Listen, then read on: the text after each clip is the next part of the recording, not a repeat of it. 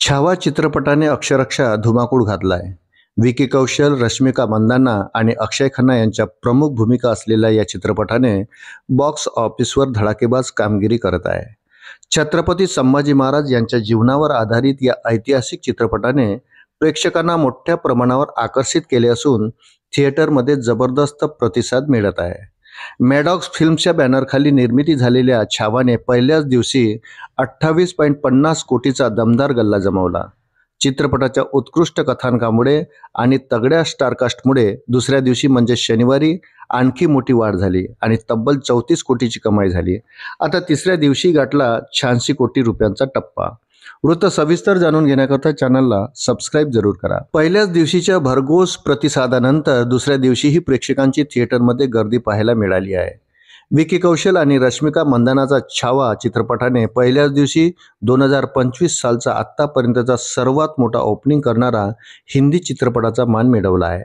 शुक्रवारी म्हणजेच प्रदर्शनाच्या पहिल्या दिवशी चित्रपटाने 33.01 कोटीची कमाई केलेली आहे. बॉक्स ऑफिसवर भरघोस कमाई केल्यानंतर चित्रपटाने दुसऱ्या दिवशी 37 कोटीची कमाई केलेली आहे. 2 दिवसात चित्रपटाने देशात बॉक्स ऑफिसवर 68 कोटीची कमाई केलेली आहे. या कमाईचा आकडा सॅकनेल ट्रेंड ॲनालिस्टने दिली आहे. आज रविवारी चित्रपटाला प्रचंड प्रतिसाद मिळत असून हा चित्रपट आजपर्यंतचा सर्वाधिक कमाईचा दिवस ठरू शकतो. प्राथमिक अंदाजानुसार छावा 38 ते 40 कोटीच्या घरात कमाई करू शकतो, ज्यामुळे पहिल्या 3 दिवसातच त्याने 100 कोटीचा टप्पा गाठण्याची शक्यता आहे. देशभरातील कमाईचा आकडा वाढत असताना जगभरातीलही कमाईचा आकडा वाढताना दिसत आहे.